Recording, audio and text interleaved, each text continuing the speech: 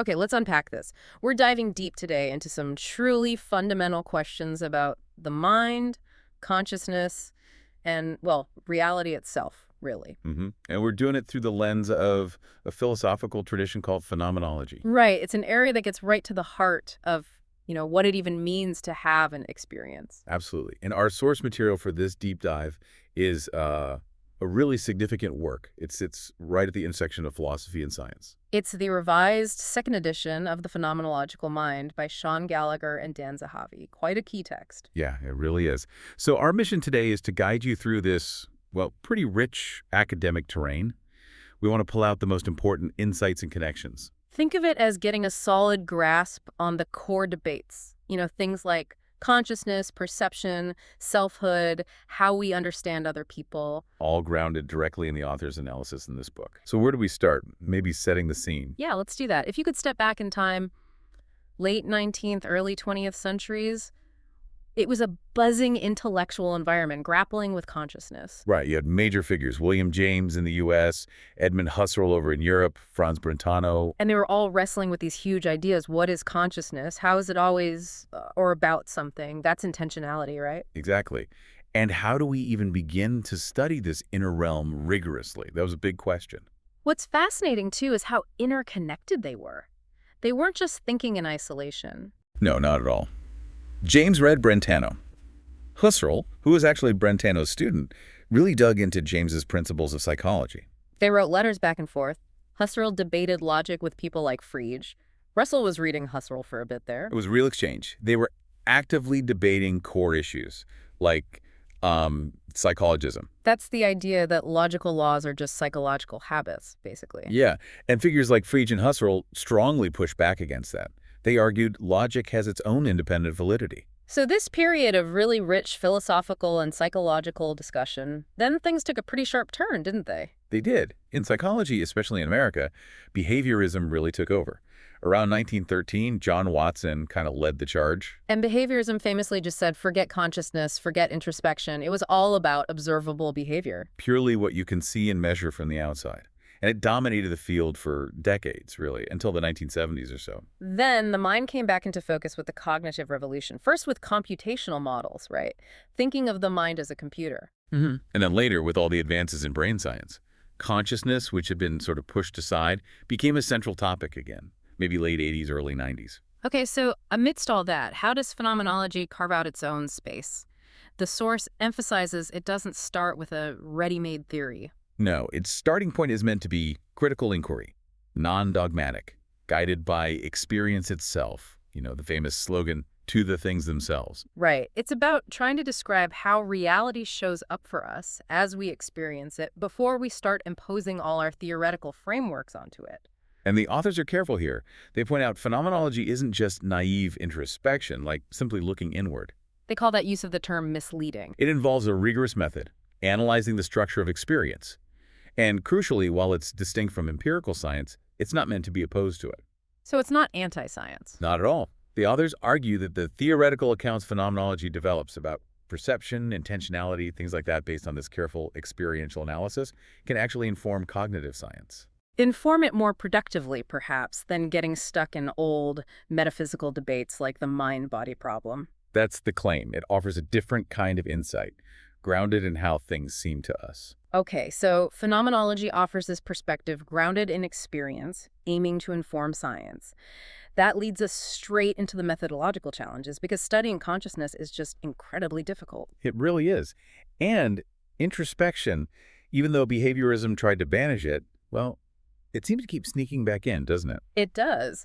Some philosophers and scientists argue that when subjects give reports in experiments, that is a form of introspection. Yeah. Price and Aid, for instance, suggests that even reporting on external things involves an awareness of your own cognitive state. Jack and Robsdorff go further, saying cognitive scientists use introspective observation all the time. But, if I just say I see a red light, it doesn't feel like I'm doing a separate act of inner analysis. It feels immediate. Does phenomenology see it differently? Yes, and this is a really core insight from Husserl onwards. They argue that our awareness of our own experience isn't usually this separate reflective act. It's more built in. It's an implicit, non-objectifying, pre-reflective awareness that's already part of the experience itself. So the awareness that I am seeing the red light comes with the seeing. It's not a second step where I look inward at my seeing state. Think of that example. Yeah. Someone asks if you believe it's raining. What do? I look out the window. Right. You look at the world, not inside your head for a belief object. The phenomenological point is similar. Our basic awareness of ourselves experiencing something is part of the outward-directed experience. Okay, that's interesting. It contrasts sharply with someone like Daniel Dennett and his approach, heterophenomenology. Right. Dennett proposes this strictly third-person neutral stance. You just interpret behavior, what people say they experience, without assuming anything about their actual subjective reality. He stays neutral even on whether the subject is conscious at all, or maybe just a philosophical zombie. Yeah. His view is that what we call subjective reality is basically what subjects report they believe they experience. Now, critics, including Gallagher and Zahavi, worry this effectively eliminates first-person data. Even if Dennett says it's not elimination, just maybe redefining consciousness. The worry remains. If you're trying to understand experience, can you really afford to be neutral on whether there's any experience happening? It's a fundamental tension. It really highlights the challenge. If phenomenology focuses on first-person experience and science traditionally relies on third-person observation, how can they actually, work together? The source suggests a few ways. One avenue is formal or mathematical integration. Marbach tried to develop a notation for the formal structure of experience. More recently, Roy and colleagues proposed using dynamic systems theory. Dynamic systems theory. How could that possibly bridge subjective experience and objective data? Well, the idea is that while Husserl, who was a mathematician himself, didn't think math could capture phenomenology, modern dynamic systems theory is much more sophisticated. It models complex, changing relationships over time. So the proposal is that a complex enough dynamic model might describe patterns found both in phenomenological analysis, the structure of experience, and in naturalistic data, like brain and body activity patterns. And the authors stress that simple, traditional computational models probably aren't up to the task here. Right. You need models that capture the dynamic, embodied nature of experience. Our physical body and its interaction with the world are crucial. It's not just a brain in a vat. So models focusing on brain activity modulated by sensorimotor coupling. And this connects directly to Varela's idea of neurophenomenology. Neurophenomenology. That sounds like a much more direct integration. It combines the phenomenological analysis, dynamic systems theory, and actual empirical biology. Yes, and it includes a somewhat controversial step: training the experimental subjects themselves in phenomenological methods. Training them in the epique, the phenomenological reduction, so they can bracket assumptions and describe their experience more precisely. That's the idea. The goal is for them to give really consistent, fine-grained reports on subjective parameters. Then you try to correlate these reports with dynamic neural signatures, maybe from EEG or fMRI. That sounds incredibly challenging, training subjects like that, but fascinating. The Letts study on perceptual illusions is mentioned. Yeah, that's a key example. Training apparently allowed subjects to describe distinct subjective states that correlated with different brain activity patterns before the stimulus even appeared. It showed the potential. So in that approach, the first-person data isn't just another piece of information. It's actually guiding the interpretation of the complex brain data. Acts as an organizing analytic principle. Okay, there's a third method mentioned, which Gallagher calls front-loaded phenomenology. This sounds maybe less intensive. Right. You use insights already gained from phenomenological analysis to help design the experiments in the first place. You don't necessarily need to train the subjects extensively. So you leverage the philosophy to ask better scientific questions, essentially. This is really useful when studying naive subjects or maybe clinical populations where intensive training just isn't practical. Can you give an example? How would a phenomenological insight shape an experiment? A great one is the distinction phenomenology draws between the sense of agency and the sense of ownership in action. Agency being the feeling I am causing this movement, and ownership being this movement belongs to my body. You got it. Normally when you say raise your hand, you feel both. But think about pathological cases. Anarchic hand syndrome, the hand moves, seemingly on its own. The person feels ownership. It's my hand moving, but not agency. I'm not doing it. Or schizophrenic delusions of control. Right. Someone might feel agency for movements they aren't making, or feel an external force is controlling their body, so they lose the sense of agency, but still feel ownership of the body being moved. So phenomenology clarifies this distinction based on analyzing the experience of moving. Yes. And researchers can then take that conceptual distinction and design experiments, maybe using induced movements or studying patients to investigate the neural underpinnings of agency and ownership separately. Okay, I see. So these different methodological strategies show how phenomenology isn't just philosophy in an armchair. It offers concepts and tools that can genuinely open up new ways for science to investigate consciousness. It's not giving science the answers, maybe, Yeah. but it's definitely helping to ask sharper questions and suggesting new places to look. That makes a lot of sense.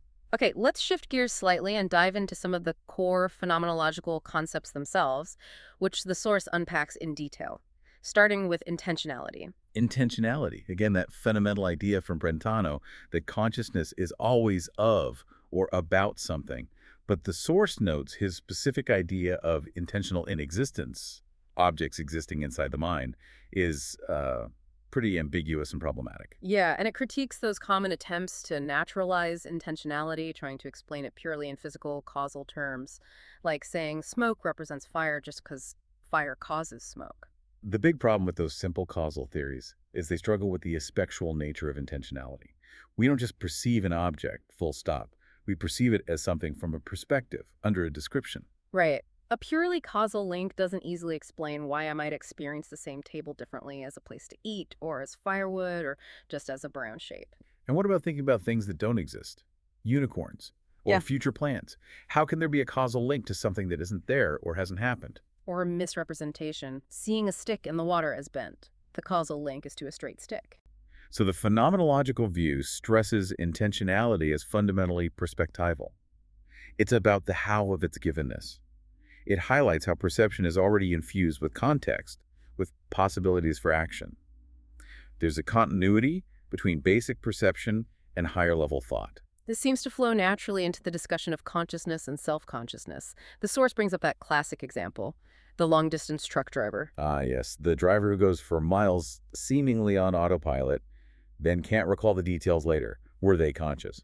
Were they self-conscious? It's a great way to probe the relationship between different levels of awareness. Sartre's view is mentioned. Yes, Sartre argued that a basic pre-reflective self-consciousness, an implicit awareness that I am the one experiencing, is actually necessary for any intentional consciousness of the world.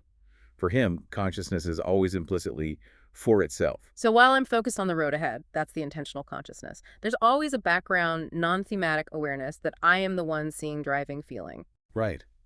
And this view pushes back hard against theories suggesting consciousness somehow magically emerges from purely non-conscious processes. Phenomenologists tend to find that leap inexplicable. How does just adding more non-conscious bits suddenly spark subjective awareness? Empirical examples like blindsight seem really relevant here. Patients with certain brain damage can, say, guess the location of an object in their blind field better than chance, But they insist they don't see anything. They have no visual experience. which suggests that just processing information isn't the same as having a conscious experience of it. The source argues the most straightforward explanation for blindsight is neurological damage, not some complex failure of higher-order thought monitoring a first-order state. We rely on non-conscious processing all the time, like the micro-adjustments your hand makes reaching for a glass. You don't consciously track all that. So back to the truck driver. It's probably not non-conscious driving. It's more likely consciousness operating at a practical, task-focused level. Plus, rapid forgetting of the mundane details.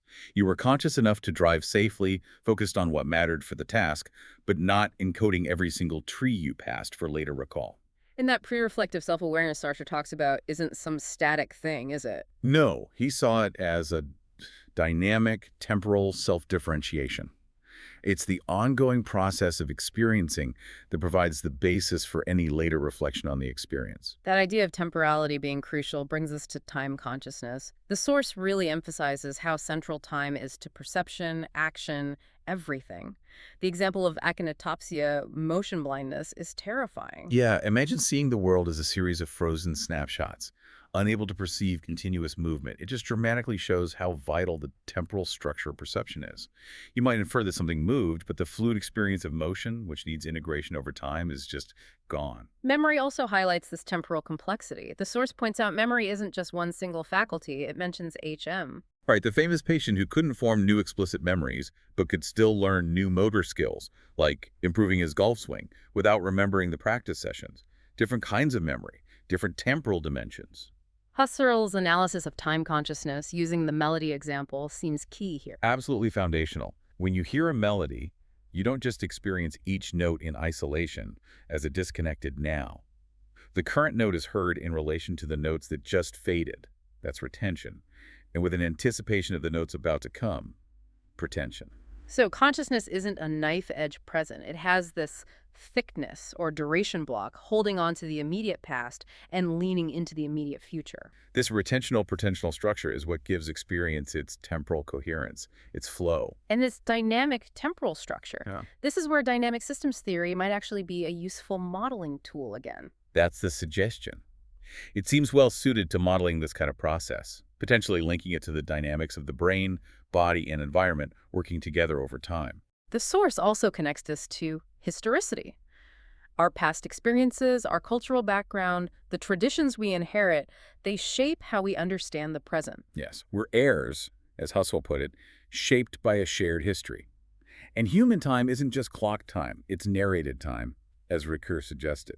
It's woven from stories, our own stories, intersecting with the stories of others. Okay, let's pivot to perception itself. The source really takes aim at the traditional representational theory. The idea, maybe from Locke, that we don't see the world directly, but only internal mental pictures or signs. Yeah, it raises some pretty sharp critiques. First, the correspondence problem. If you only ever have access to the internal picture, how could you ever know if it accurately represents the external object? You'd need some independent access to the object to compare, which the theory denies. And that leads to the homunculus problem, right? The little person inside the head looking at the pictures. Who looks at their pictures? It leads to an infinite regress. Plus, for something to be a representation, it needs interpretation. But interpretation itself relies on intentionality, the very thing the representation was supposed to explain. So what's the phenomenological alternative? Direct, embodied involvement with the world. It's not about passive reception of data to build an inner picture. It's about active engagement. Like Alvinoe suggests, perception as a kind of skillful activity. Right. It's active coping, fundamentally shaped by our physical body and its possibilities for action, what Giddens called affordances. Merleau-Ponty's famous line, "Perception is a form of action," captures this beautifully. What we perceive is tied to what our bodies can do. The source also touches on that debate. Does perception have to involve concepts to justify beliefs, like McDowell argues? Or is its primary role, as phenomenology suggests, more about guiding action, about practical rationality? Seeing the chair as sittable upon might be more fundamental than classifying it conceptually as a chair, a piece of furniture. And our perception of an object isn't just about my possible views or actions, is it? No, that's a key point. When we perceive an object, we implicitly grasp it as something available to others too, from their perspectives. Husserl called this open intersubjectivity. The object shows up as something publicly available, experienceable by an indefinite plurality of consciousnesses, as Sartre put it. That's a perfect lead-in to embodiment. Classical cognitive science sometimes treated the mind almost like software, potentially detachable from the hardware of the body. Phenomenology says absolutely not. Fundamentally not. It focuses on the lived body, not just the body as a physical object studied by biology, but the body as we experience it, as the very structure of our being in the world. Merleau-Ponty is central here. The body isn't seen as a barrier or a screen between us and the world. No, it is our access to the world. Our perception, our sense of space, it's all fundamentally anchored in our embodied perspective. Merleau-Ponty's question is not to see, always to see from somewhere. And often when we're acting, the lived body is kind of transparent, right? We're focused on the task, not the body itself. If you're hammering a nail, your focus is on the nail, the hammer, the goal. You're not consciously monitoring the angle of your elbow or the tension in your shoulder, even though you are pre-reflectively aware of your body's movements. That involves non-conscious body schematic processes. But the feeling, the proprioceptive sense, is immediate. Proprioception, that sense of where your limbs are, is a great example of that immediate, non-objectifying awareness of the embodied self. It's knowing where your hand is without looking. Yes, and it's fundamentally egocentric, organized relative to my here, my body, as the 0 point of my spatial world. This connects neatly to action and agency. The source distinguishes intentional action aimed at a goal beyond the movement from mere reflexes or sort of subintentional fidgeting. And it uses those clinical cases again to highlight that crucial phenomenological difference between the sense of agency, I did that, and the sense of ownership that happened to my body. Usually they go together in voluntary action. But in anarchic Han, you feel ownership, but not agency. In delusions of control, maybe agency without ownership or ownership without agency, it gets complex. Right.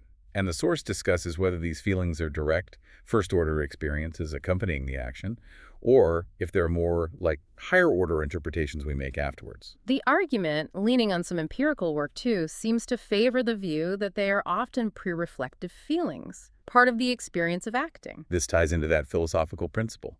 Immunity to error through misidentification, or IEM, especially for self-reference, as subject. From Wittgenstein and Shoemaker, the idea that when I say I feel pain, I can be wrong about what I feel. Maybe it's pressure, but I can't really be wrong about who is feeling it. It makes no sense to ask, are you sure it's you feeling the pain? Exactly. There's a basic non-inferential certainty about the subject of the experience.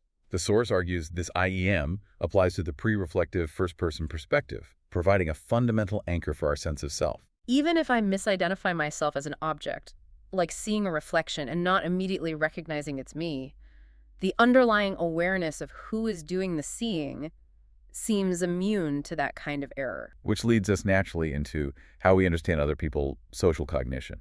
Yeah, the standard debate often gets framed as a contest between theory of mind, TT, and simulation theory, ST. Right. TT says we use a kind of folk psychological theory to infer others' hidden mental states, beliefs, desires. ST says we use our own mind as a model, running a simulation to figure out what others might be thinking or feeling. The source points out a problem they both tend to share, though. Yeah, they often start from the assumption that other minds are fundamentally hidden, locked away, inaccessible directly. This immediately creates problems, like the asymmetry problem. Explain that again. If my own mind seems purely internal, mental, non-physical, how can I justify assuming that other people whom I only ever encounter as physical, behaving bodies have similar hidden mental states? It creates a weird disconnect. It's like they start by making other minds hard to know, by emphasizing the hiddenness and downplaying the expressive body. So the phenomenological alternative emphasizes primary intersubjectivity.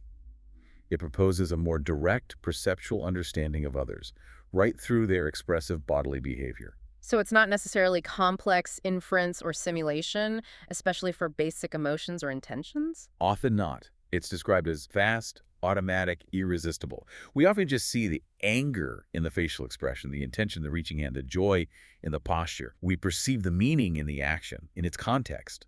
This sounds much closer to how interacting with people actually feels, and it fits better with things like mirror neurons or resonance systems. Yes, it aligns well with that empirical work supporting an active view of social understanding.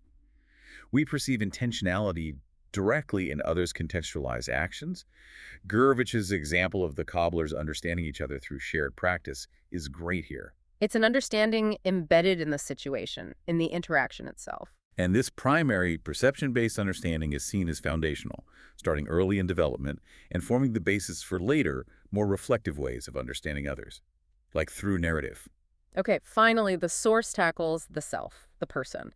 It acknowledges neuroskepticism, the no-self idea going back to Hume, maybe even early Husserl.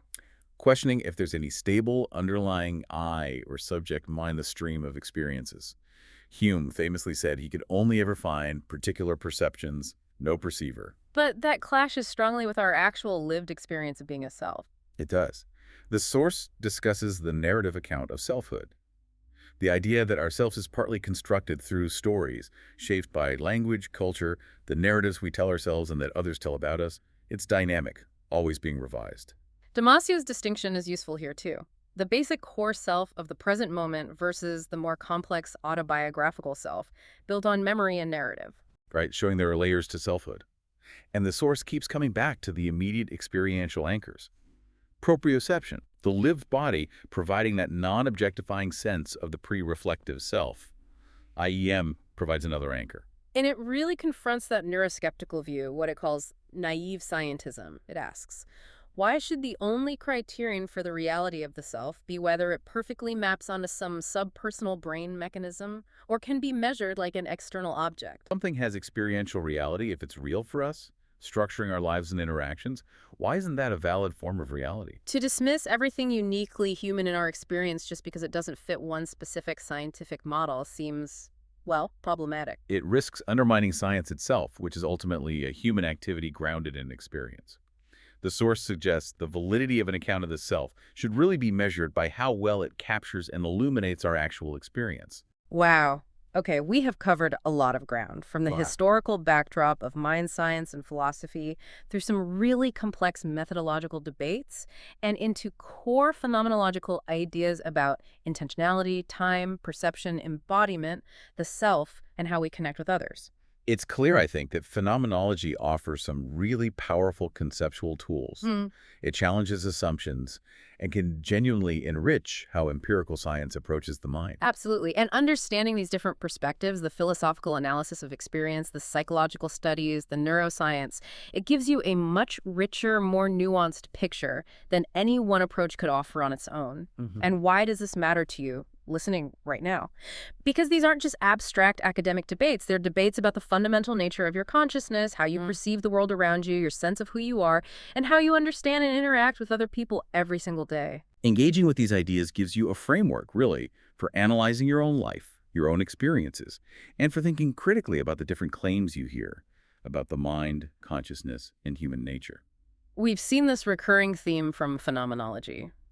Our basic connection to reality, our sense of self, our understanding of others, it seems deeply grounded in immediate embodied experience and interaction, not solely in abstract thought or internal computation. Right, that direct engagement seems primary. So maybe here's a final thought to leave you with. If our most fundamental way of being in the world and connecting with others is this direct, pre-reflective, embodied engagement, what might that imply about the inherent limitations of approaches that focus only on abstract computational models or purely internal representations? Are those approaches potentially missing something absolutely essential about what it means to be a conscious, living being interacting with the world and with others?